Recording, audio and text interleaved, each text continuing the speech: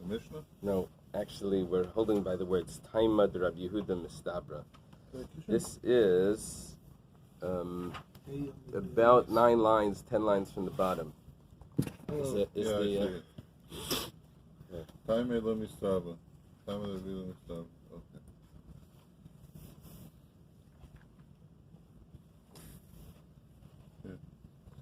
Okay, if you're looking in the commentary, then it's over here, Taima. And if you're looking in the Gemara, it's 5b2.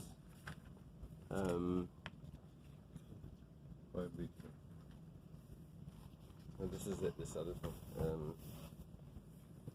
Just a little bit more than halfway on the left side down the thick lines. I have, it looks a little different. Taima de Rabbi Yehuda Mistabra. It's over there. Okay, whichever one you want. Okay, so we said that there's a machlokes between Rabbi and Rabbi Yehuda regarding a non-Jew that's Meirich, that he pledges someone's value to the temple. So Rabbi Meir holds that a non-Jew cannot be Meirich, cannot make that pledge. However, if someone pledges the value of a non-Jew, that does work. Rabbi Yehuda said the opposite. Rabbi Yehuda says no, a non-Jew can make the pledge, but if a Jew pledges a non-Jew's value, that doesn't work. That's really. So the Gemara said that the reason for the halacha of Reb Meir made sense, but not his reason. We explained what's the halacha of Reb Meir, that a non-Jew is not allowed to pledge. We said that makes sense because when the construction of the second temple, we told them the Shemronim or whatever, we don't want your assistance. So that means that lo yilachem v'lanu. It's not for you and us to build the house to God. It's only for us. However, the logic of Reb Meir did not make sense, because Reb Meir said that just like a Cheir Sheita V'Katan can't pledge, also a non-Jew can't pledge. Just 1 second. Cheir Sheita V'Katan, is that on? A Cheir Sheita V'Katan is, they don't have the intention. A non-Jew has intention. Now we're up to time with the Rabbi Yehuda. Rabbi Yehuda holds the opposite. Rabbi Yehuda holds that a non-Jew, Rabbi Yehuda holds that a non-Jew can pledge, but he can't be pledged. Right? What's the reason? The Kamaisila mitumtum v'androginus. The reason for Rabbi Yehuda that a non-Jew cannot be pledged, is because, that a non-Jew can pledge is because he compares it to a tumtum and androgynous that are allowed to pledge. If they're tumtum and androgynous, someone whose gender isn't clear, so he is allowed to pledge someone else. You just can't pledge him. The afagav the beyaninu.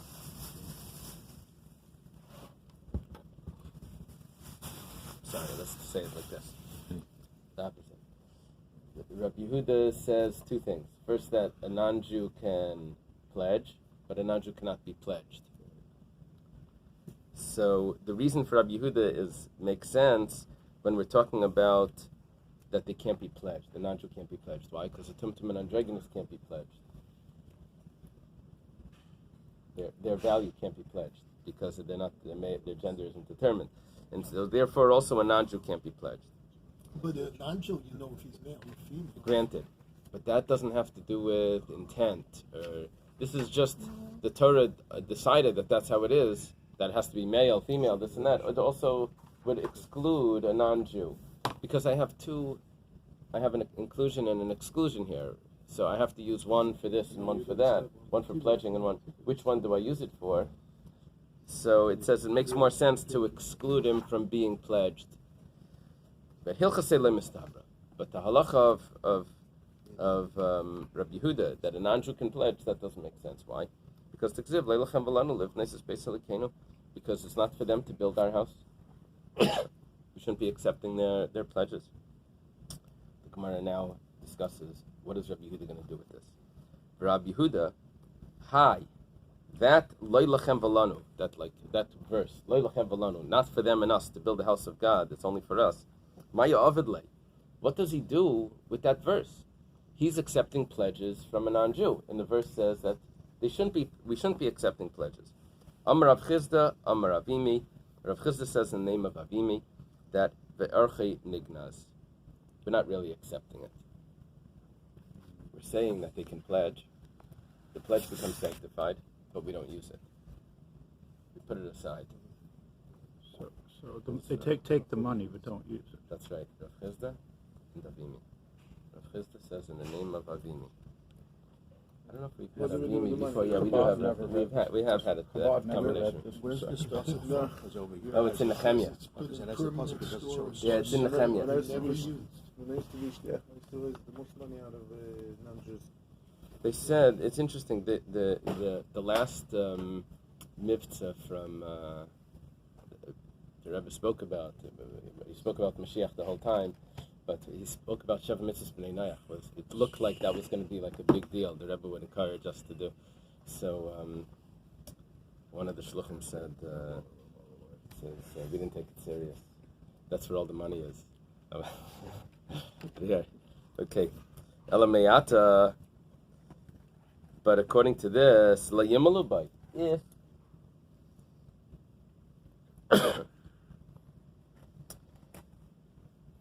If you're not supposed to use it, you also shouldn't have me'ila from it. And as it's going to be explained, me'ila means if you use something that belongs to the sanctuary, that belongs to the temple, and you use it for personal use.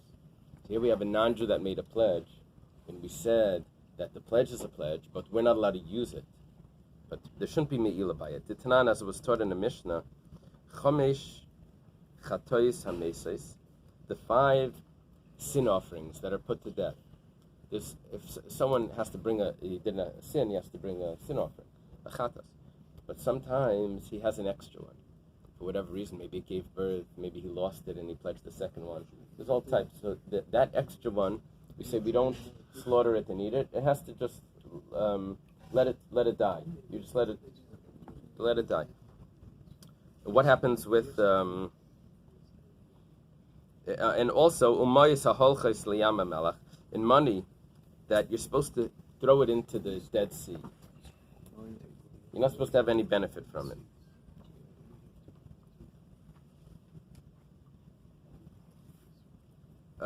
All of those things, leinanim v'leimayalim, you're not supposed to have benefit from it. But if you do, you don't have. It's not a violation of me'ila. Does he give an example of that? If one designated money for a sin offering and he died, so the money is taken, is thrown into the sea. Okay, so if you don't use it and you just put it away, if the law is that you're supposed to throw it away, then there shouldn't be me'ila on that if you do use it. Why was it taught regarding sacrifices of a non-Jew?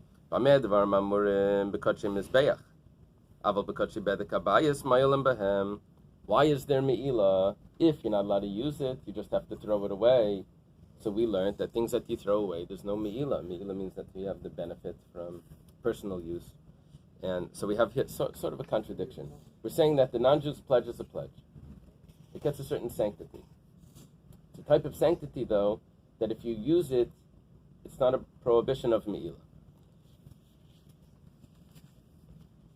The problem is that we have a source that says that it is me'ila. That's a contradiction. Ella Amar Rava, Rava says that the issue here is slightly different. We're not saying that you put it away, saying different than Rav Chizda. Rav Chizda said that the non-Jew makes a pledge, but you don't use it. Rav Chizda says no. Rava says no. Rava is his son-in-law. The issue with the pledge is that the non-Jews were pledging to the temple, and they were going to sabotage they would make a pledge, and then they don't come through, and then everything everything would fall through. They worked very slow, or all of that. Mishum rifkin yadayim hu, diksiv vayi amaretz merapen yadayam Yehudim mevala ma'aseh livnes. That the people there were sabotaging the construction. They were disturbing them, and they were making them weak from being able to build. So over there, they said, "We don't want your money. We're going to do it ourselves. You're just going to mess us up." But really, it's really no problem to take money from a non-Jew. It was just in that instance, it was the beginning of the construction of the temple, and they were going to sabotage the whole thing with their donation. Excuse me, and this was Bisman Ezra? Yeah. Okay. Yeah, we quoted the verse. I'm sorry, I told you it was Nehemiah. It's really Ezra. Ezra Dalet. Ezra chapter 4. So that's the Kana of Ezra. Right. He had a lot of Kanas. I don't know. I don't know if it was Ezra himself though. 'Cause I don't know if Ezra came back yet. This might have been before Ezra came back. Okay. Tani, Ezra stayed in Babylonia for two reasons. He didn't come back right away. One reason is because his Rebbe, his teacher, was Baruch Ben Neriah, that was still alive.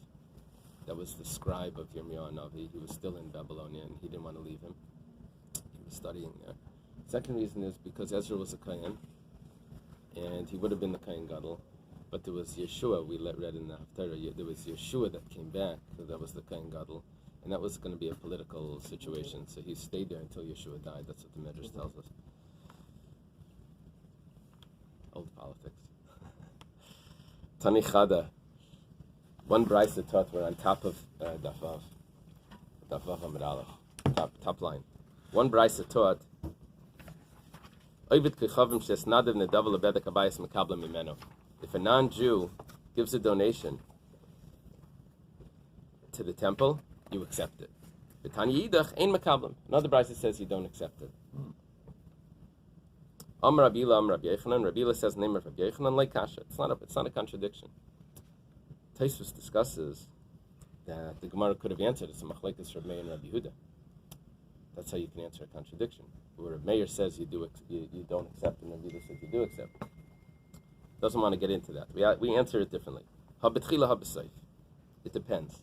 If the temple was built already, or if it wasn't built. If it's the beginning, then you don't want to get involved over there. We want to build it. You don't know how these people can mess things up. Once it's built already, it's not a problem.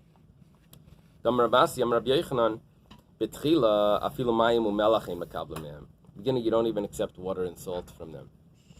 However, at the end, it depends what they want to give. If they want to give something that's going to go up and everyone's going to know, if they're going to give a cash donation, it's going to go to the maintenance, that's fine. But if they're going to put up some artifact that's going to be there, and everyone's going to say that that's my, I put that, installed that glass window or something, coming from the non-Jew, that's not a pro. He's going to say that window's mine. I'm going to say the whole building. Today do we accept halakha? I think they use it for maintenance things. I think so. Remember one yeshiva, I was in a yeshiva, and around the corner was another yeshiva. That other yeshiva was right next door to a large house where there was an Arab, I don't know, Turkish or something. You'd see him with a turban, would walk around. Looked a very wealthy man. They said that he was impressed with this yeshiva. He gave a huge donation to his neighbor, the yeshiva. And they used it for the maintenance of, I forget the name of the organization with the Jews and Christians that the late Yechiel Eckstein was head of. I mean, they collected millions and millions of dollars regularly, which he distributed throughout to yeshivas and in the areas. So, and that was all Pastor from Goyish Texas, money. no? What? He's from pastor from Texas. Who? There is a pastor, No. Yechiel Eckstein was a rabbi from YU who led this whole thing. He passed away recently in an early age. But I'm just saying, the money that Donnie knows a lot about that went to in Eretz Yisrael was exorbitant. So I'm just saying, obviously it was accepted. Right. Hechi dami davar ha-mesuyim. Give an example of something that's mesuyim, that's defined, that's what you don't want to take. When it says, Rav Yosef going amakal ya'orev. See, what would happen is, in the first temple... What do those words mean? Excuse me. Scarecrow? Ama. It's like a scarecrow. Amma means a measurement. Kalya Oyrev, that removes the ravens. And it was a, they would put metal nails, like a board with metal nails, spikes, so that the birds don't come over there and throw down the meat that they took from other, They have that on a lot of buildings, some sort of thing to Yeah. stop the pigeons and other birds. You see it a lot. I know what they did. They got it from South Africa, from people's fences. in For different reasons. by the Shilla Bell Harbor. So the Bell Harbor shops has a problem with the birds in the afternoon. So every afternoon you hear a firecracker go off that's supposed to scare away all the birds. So where do they go? They go to the Shilla Bell Harbor. So, and they're over Do they there go on the shopping? wires. They're there on the When they go wires. shopping, they have to Funny. relax. So I was walking once Shabbos afternoon, and all the birds are there because it's mincha time. And someone said, "Yeah, it's Raven the Raven." Okay, so Masav Rav Yosef. Rav Yosef says, "V'igeres el asaf shemer apardes asher lamelech." He says over here that they were sending a letter. They wanted to get money from Cyrus, to build the second temple. Cyrus was a good king. He allowed the people to rebuild. It looks like at the beginning of the building of the temple, we were taking money from non-Jews for the construction. Amalei Abaya responds to this. You see, Rabbi Yosef is the teacher. Abaya is a student. Abaya is responding, Shani Malchusa Dlai Hajabe. By the government, they're not going to retract from their donation. And so that wasn't a concern.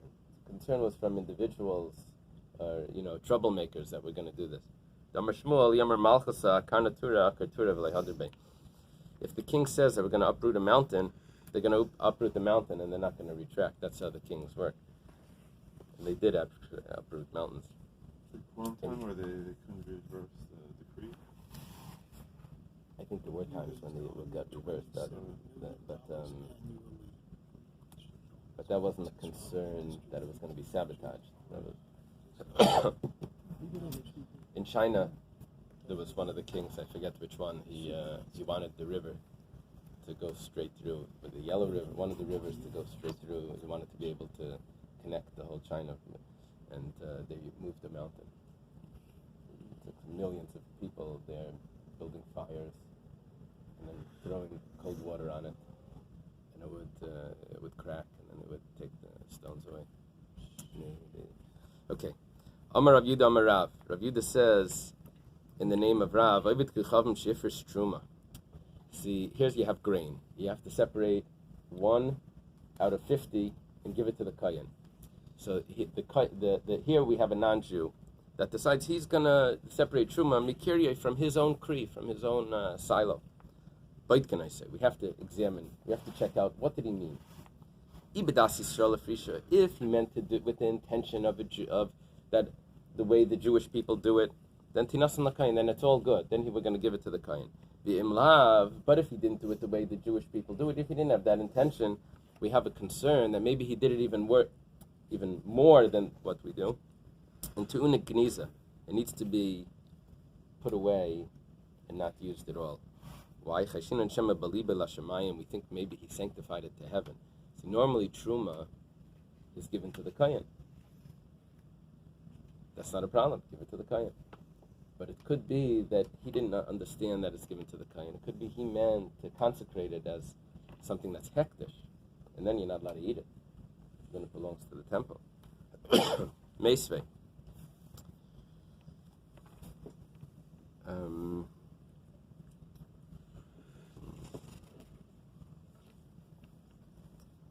Rashi just points out that we're dealing with Bisman Hazeh. That's why hektish needs Geniza. If it would be in temple times, it would be given to the temple. Nowadays, what do you do with things that are hektish? You have to just put it aside and let it rot or whatever. Meisvei, the Gemara has a question. Let's say a non-Jew donates a beam to be used in building. B'shem kasav aleh. and on it has the name of Hashem. So bait can I say? You have to check what did he mean over here. He donates the beam. You have to ask him, Imam Arbedas Yisrael Ifrashtiya. If he says that I was giving this with the Jewish intention, as like something that the Jewish people would give, then good. You can cut off that area that has God's name. Yishtamish b'maiser, and you can use the rest of the beam.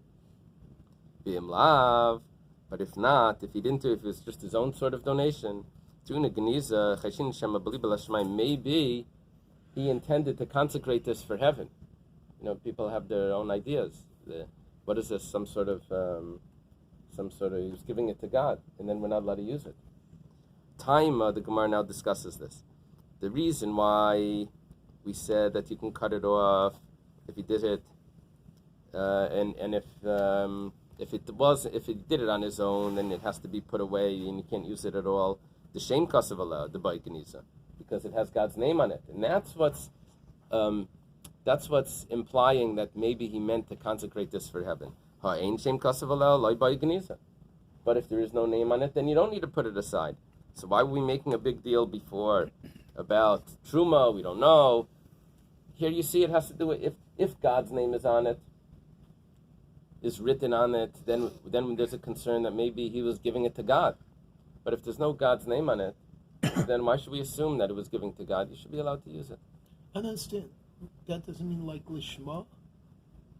It's not lishma when he puts God's name. No, there's So what is here where there's two possibilities. One possibility is he's giving it to us to use, or truma, he's giving it to the kohen, and that's it. The other possibility is he meant to give it as a gift to God, and he has his own ideas about gifts to God.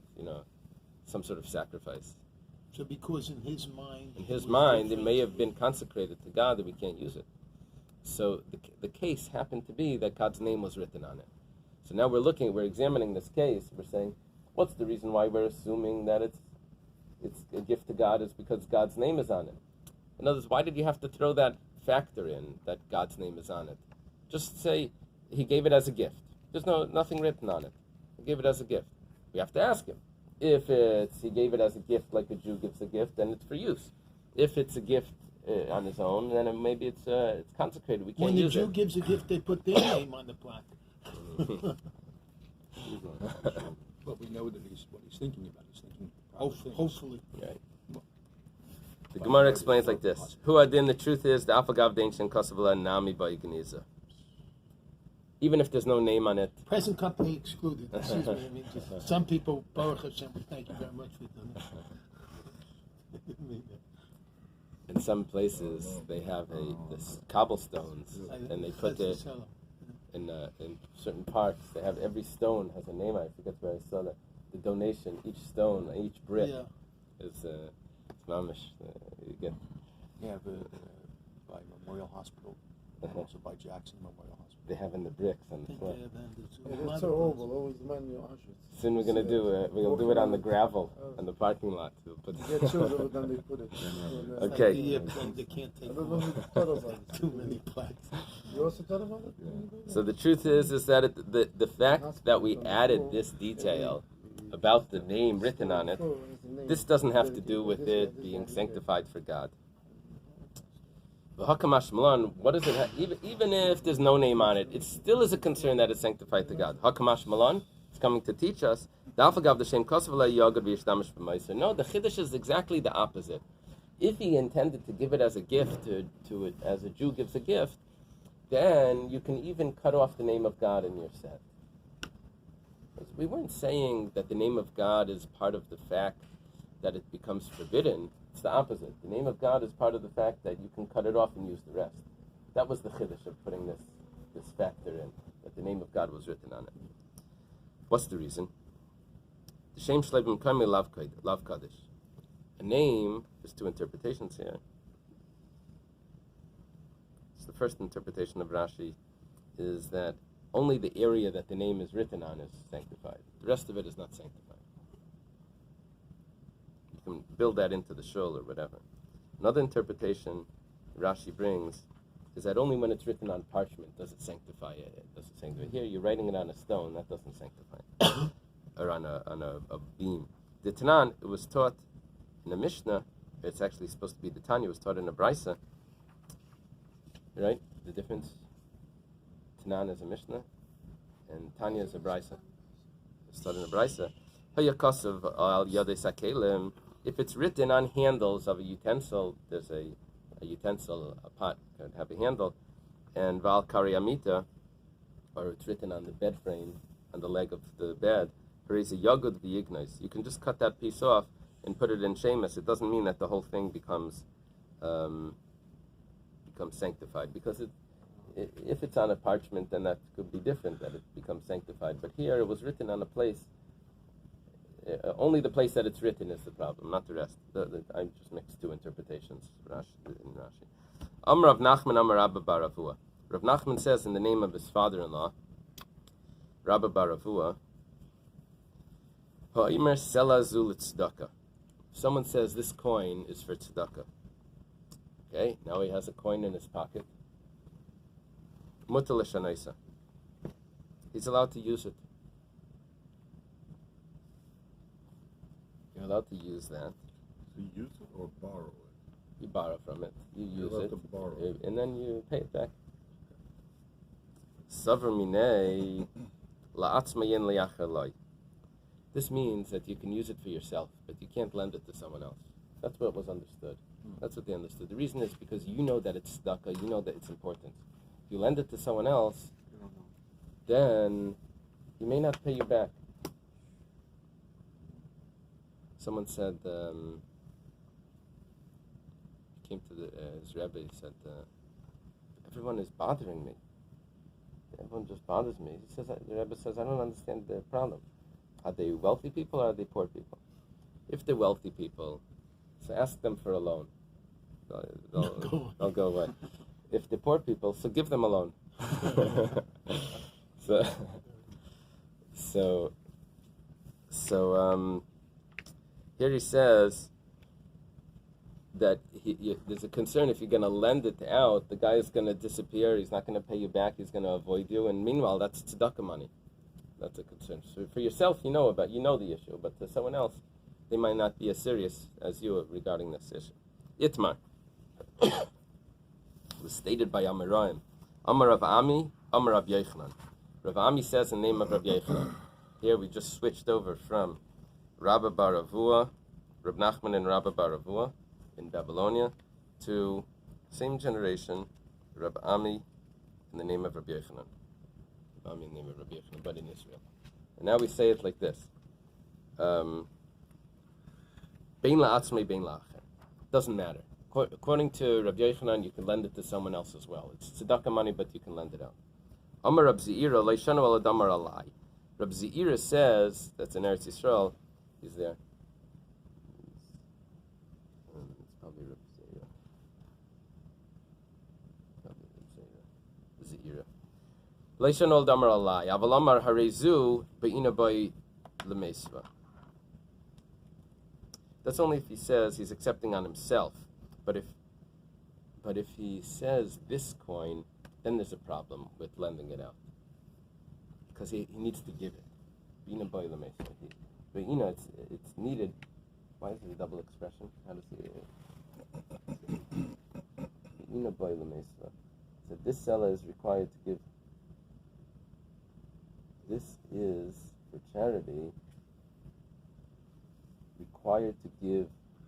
Oh, be'ena, that's it. Be'ena. It's not be'ena. Be'en, as is or intact. Be'ena. Be'ena by the mesva. There's my pen over here. Be'ena by the mesva. He needs to give it as intact. Be'en means intact. Okay. Maskeflo Rava. Rava says, Adarabba, on the contrary. It should be just the opposite. Ibcha mistabra. The opposite is more logical. Why? Amar zu. If he says this coin, then mishtamish, then he could use it. In other words, if he says this coin is for charity, then he can use it, and he'll replace it. Always the qualification is always to borrow from it. To borrow. Yeah, but using means pay back. You pay back. Right. because you're totally responsible for it. Aval Amar Alai, but if he says it's upon me, then loy, then no. Then he shouldn't be using it. Ella loishna. Rather, there's no difference. What he's saying is he's arguing with Reb Zera. Reb Zera says that if a person accepts on himself tzedakah, and then he designates this coin as the one, so he's responsible to replace it because he accepted it on himself. But if he just designates a coin, then if the coin gets lost, then he doesn't have to replace it because he didn't accept it as an obligation himself. He said the article he was going to give. And Rava says, no, it's really the opposite. If he says this coin, then when he uses this coin, he's obligated to replace this specific coin. He's obligated to replace this coin. And he's going to be careful about that. But if he says Harei Alai, then he doesn't have to replace the coin. It's more open. He'll replace it whenever or whatever. It's not as exact. So then there's a concern that he might not replace it. Rather, Rava says that it doesn't matter. Either way, you're allowed to, whether you say Harei Zu or Harei Alai, you're allowed to use the coin and then pay it back. You see how they said that here?